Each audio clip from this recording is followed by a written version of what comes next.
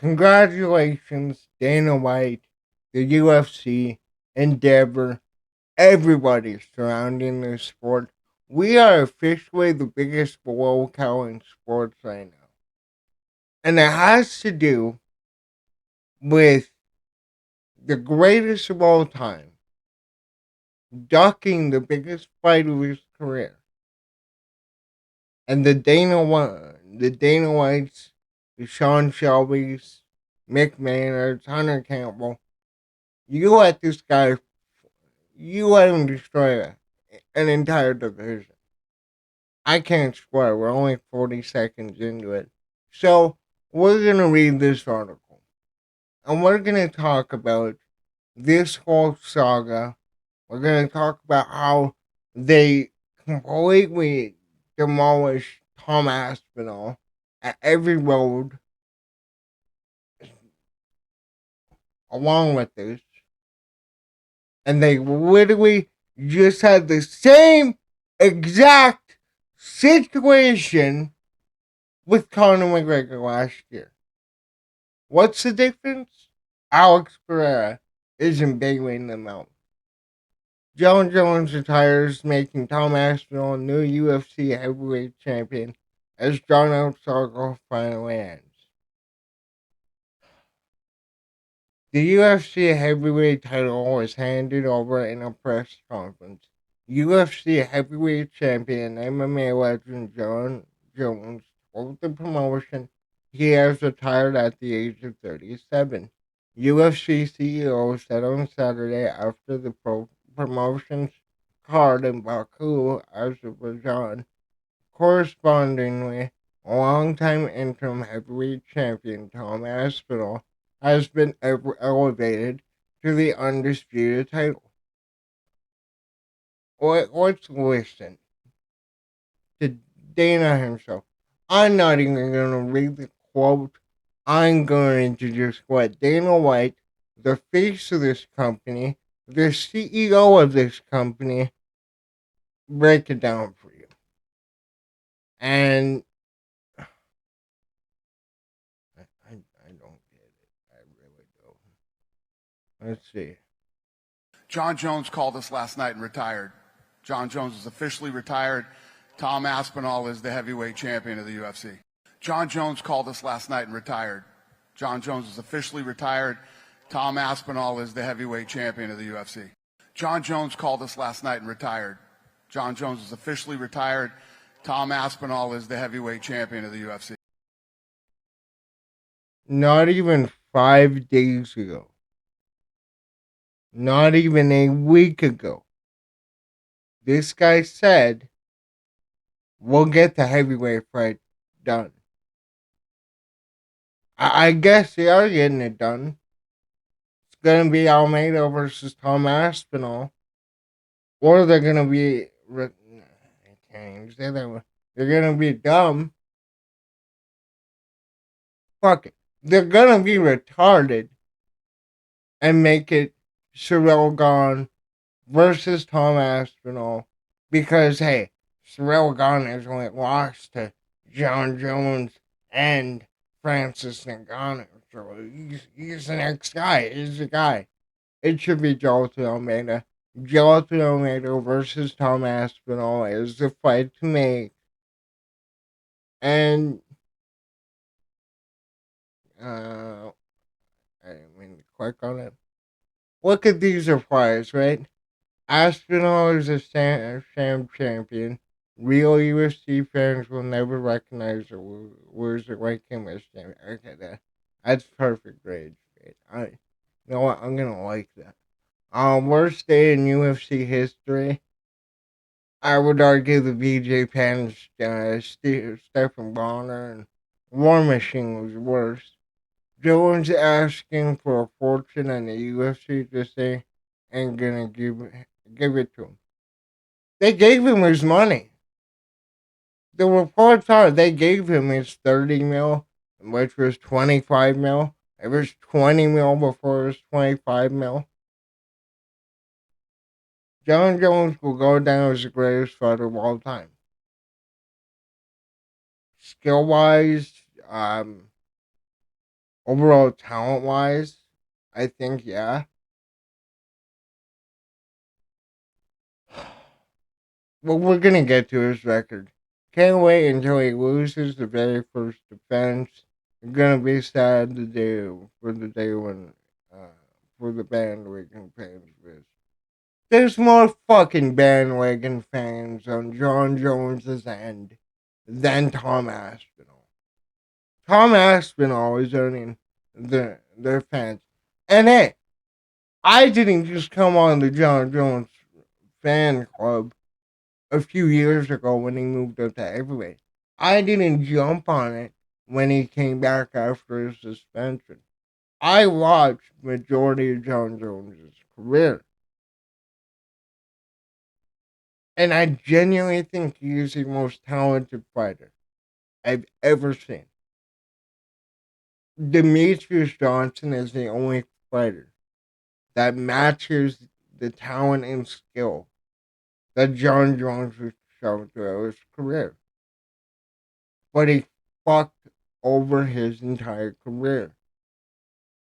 He threw his prime in the garbage. Let's be real, prime Jon Jones would have decimated Tom Aspinall. Maybe. I don't know. He always struggled with fighters that were around his same height, that had good striking, that had good boxing. The Jones duck, yes. Is Jones a goat? Yes. I agree with that statement. Not everybody will, though. He's not motivated. He wants Nagano. Why the fuck did he fight Nagano the 3, 4, 5, 6, 7 years Nagano was in the fucking sport, was in the promotion? Francis gave him a shot and he didn't show up. He retires as the best or fight with Aspinall does not work for him. No, but it should have. Tom Aspinall was the crowning gem of his career. Now, you can go on Twitter. I'm pretty sure you guys have already been on it. You've been looking at it. Glad MMA can move on. Tom Aspinall, fellow fighters react to Jon Jones retiring, finally dropping the UFC title. The seemingly endless saga of Jon Jones and Tom Aspinall is finally over. UFC CEO Dana White announces Saturday that Jones has elected to retire rather than fight Aspinall, and blockbuster bout to unify the UFC heavyweight titles. As a result, Jones vacates his UFC heavyweight belt and Aspinall, the interim champion for the past 19 months, has been promoted to undisputed champion status. The news marks a bittersweet end to the Jones bizarre heavyweight reign, which began in March 2023 with a first round submission over Cyril Gahn, ultimately contained only one title defense in November 2024 showdown against Stipe Miocic, who was 42 years old at the time and hadn't won a fight since 2020. After spending the majority of the past 2 years trying to persuade Jones to face him, Aspinall now takes the mantle as UFC heavyweight king, having already almost cleared out the rest of the division's top names. The Englishman is 8-1 under the UFC banner, with his lone loss coming in a fight against Curtis Blades that saw Aspinall tear his ACL just 15 seconds into the match. Aspinall swiftly avenged that outcome within 60 seconds, a 60-second destruction of Blades this past July to defend his interim belt. In his first statement Saturday as undisputed champ, Aspinall posted a clip of White's announcement and promised fans that they'd finally get an active undisputed champ. For you fans, it's time to get this heavyweight division going. An active, undisputed champion.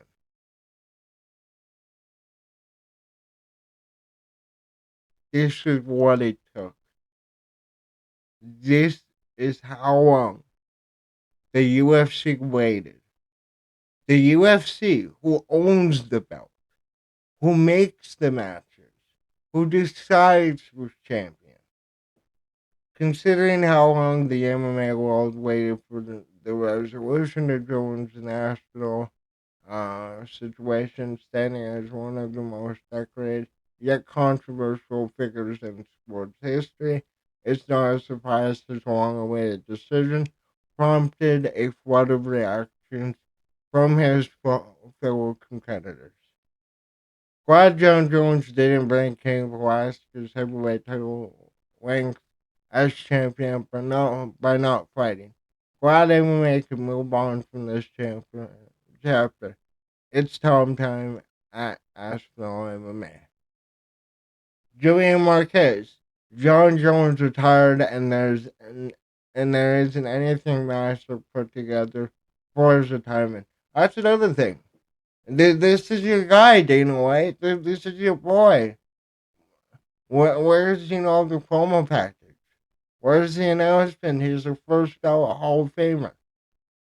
Just a post fight 3 second clip of Dana White annoying. It seems like he'll be back to me. Maybe.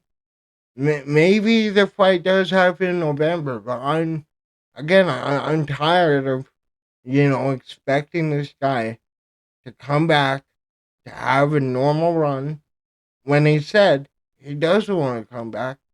He doesn't want to have a normal run as champion. I don't want him to be a champion.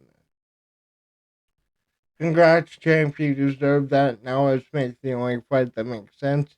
Aspinall versus Almeida for undisputed heavyweight title of the world. Gone ducks you and me before. Already fought for the belt and lost 2 times. And his last win was a robbery. At Aspinall, at Dana White, at McMahon.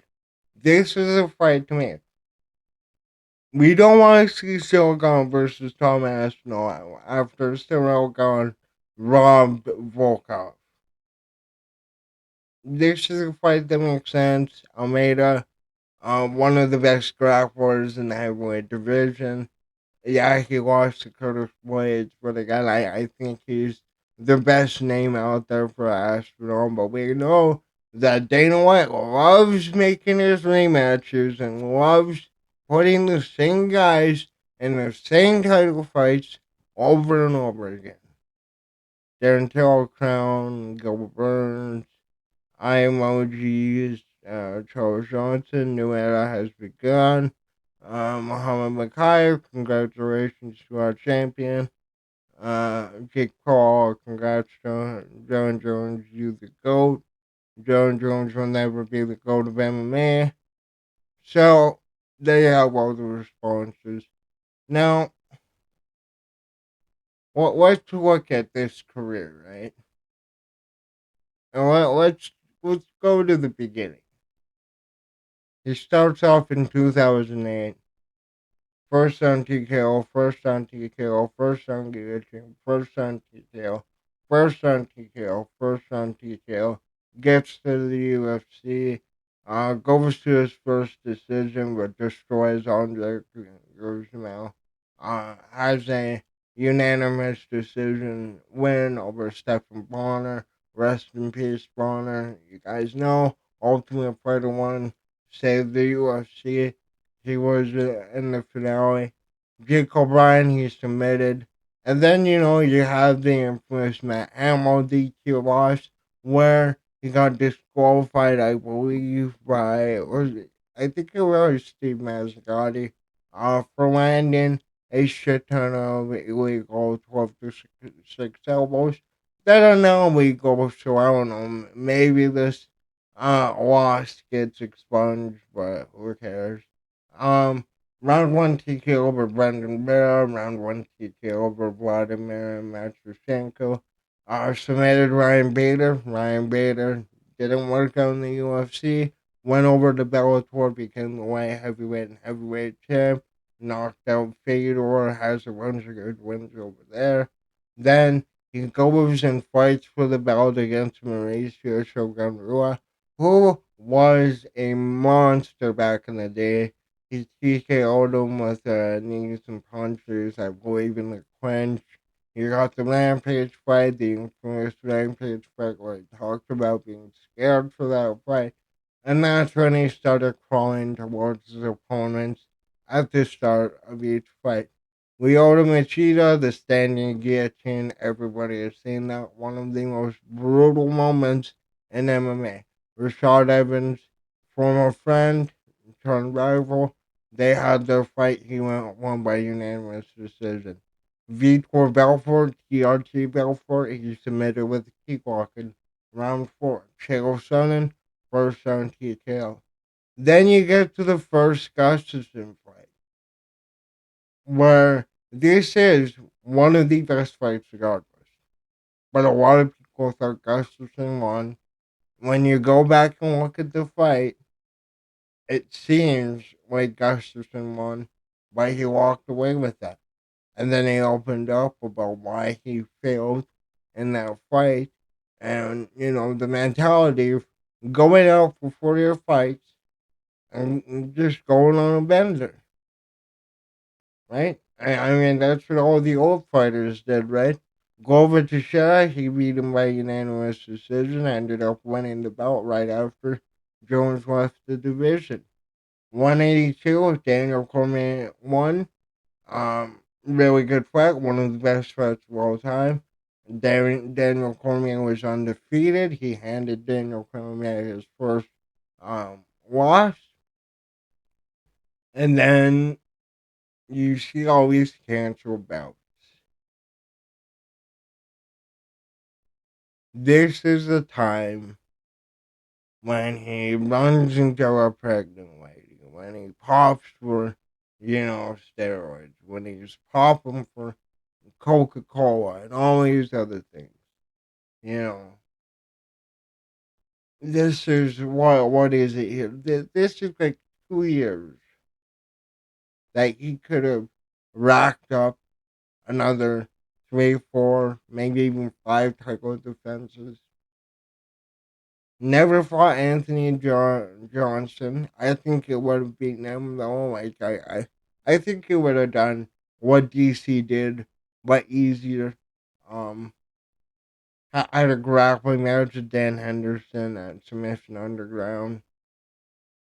Then you get to the second Daniel Cormier fight. They actually get it done. And really good fight, really close 2 rounds. And then in the third round, head kick, Jon Jones, Daniel Cormier is out. And then a few days later, we got the news Jones pops for Tyrannosaurus. His best win in his entire career. Because you look at what Cormier did when Jon Jones was out. You look at what, you know, Daniel Cormier is the second best light heavyweight of all time. And if you would have had that knockout win over him, he was the only guy to do it. He was the only guy to beat Daniel Cormier up until Stipe did it. That would have been his biggest win. But he popped. Now, nobody really knows whether or not he did it intentionally or not. But again, he popped for this fight, but his peak programs, right? And he had a third round TKO over Gustafsson. But then he doesn't pop for the Anthony Smith fight. It goes 5 rounds against Anthony Smith, who again, first 16 first round finishes, a beast at the time. Again, Jon Jones looked shit in these two fights. A split decision against Thiago Santos on one leg.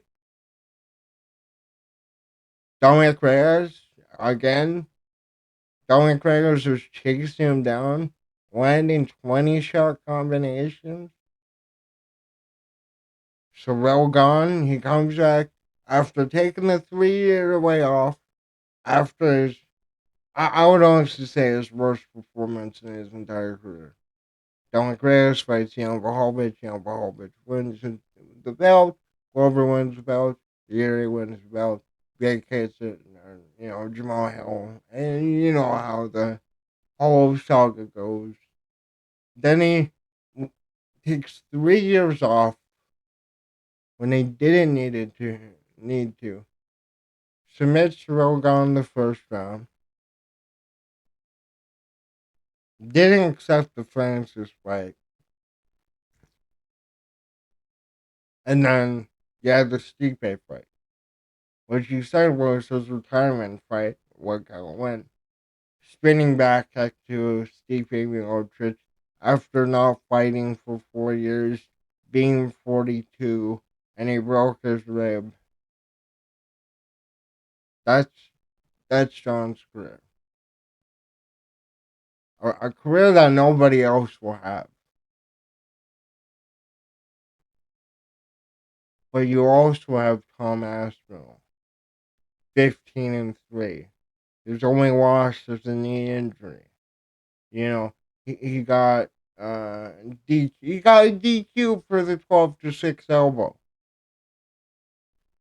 Lost a heel hook, but first round knockout, first round submission, first round knockout, uh, first round knockout, first round knockout, first round knockout, first round knockout, first round knockout. Gets to the UFC, first round knockout debut, first round TKO, first round or second round submission. Andrei Arlovsky, only person to go to a second round. First round TKO against Sergey Stubik. First round submission against Alexander Volkov. Curtis Blades knee injury. Martin Tebro. First round knockout. Sergey Pavlovich on one of the most unreal streaks ever. He was also on a 5-fight knockout streak. Knocked him out in the first round. Blades rematch with him, getting that fight back. First round knockout. July 27th, 2024. He could have gotten 3-4 fights in. And it took this. It took nearly 200,000 signatures. Shout out Tony. He's having his victory dance now. But it really took us getting more signatures than most of these fucking pay-per-views are getting buys.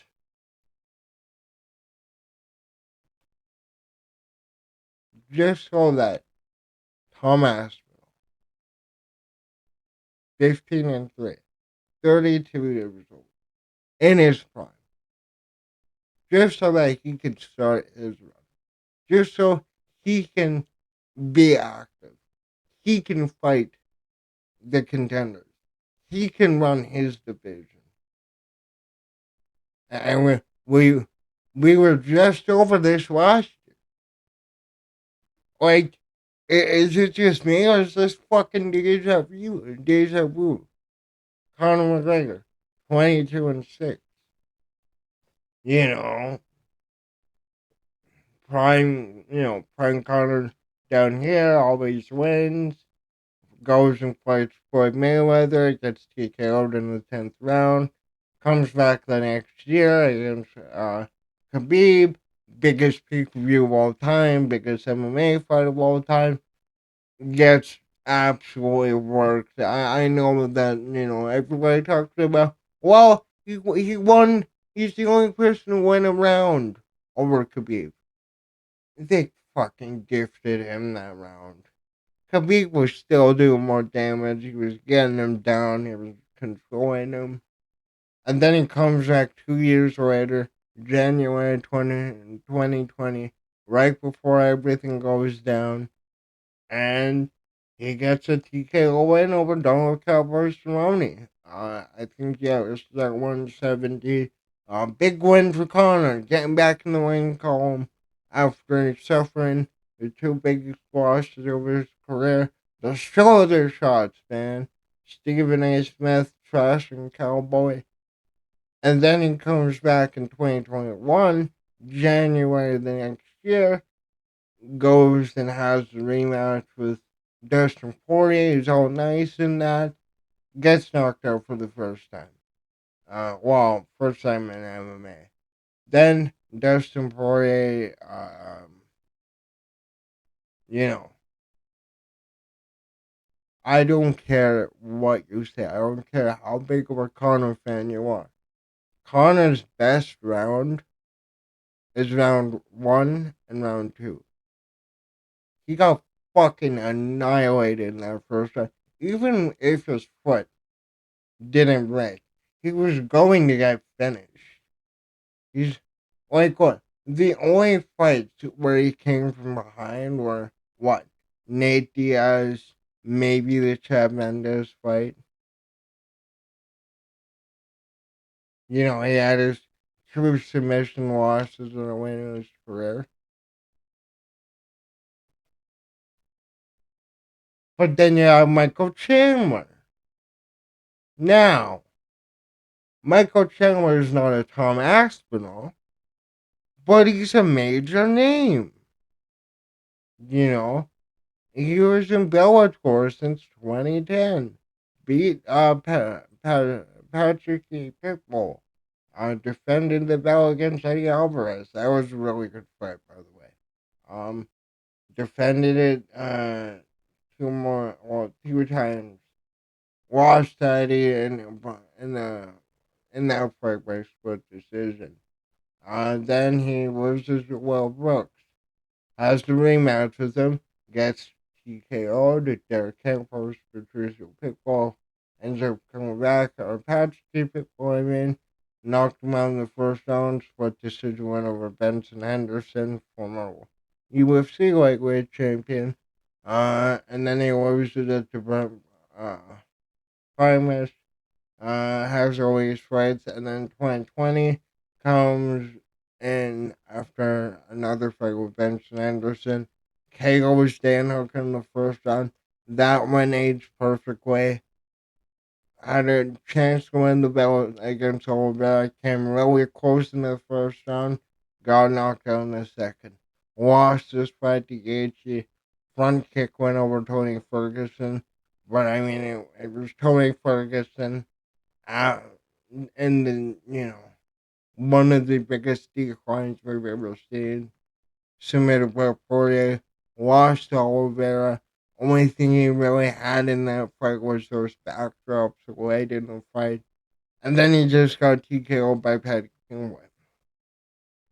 But again, he wasted 2 years of his career because the UFC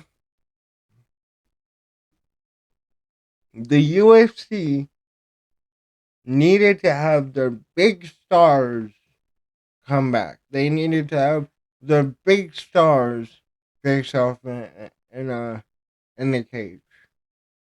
They're even saying that this fucking Conor Chandler fight is going to go down in January. We're still looking at this. Or I know it's not confirmed that Chandler had their post. Maybe Chandler does fight regardless in January. I don't think Conor's coming back. What the fuck are we doing here?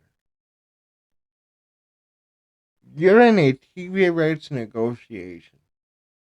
You're talking to Netflix. You're talking to ABC. You're talking to all of these other broadcasters. And they're looking at you and they're like, okay, you don't got the Jones fight anymore because, broadcast companies are not hardcores. They're not going to be like, oh my God, you have Joshua Van under contract? Sign me up. No, they're going to look at what we are saying as fans. They're going to look at the last few years without Alex Pereira. All this would have come to light in 2024 without Pereira saving the fucking UFC with the Conor shit.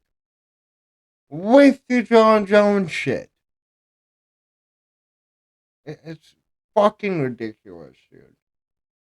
And I have my hopes that, you know what, hey, they're at least gonna get the fight done. It'll probably be Jon Jones' last fight.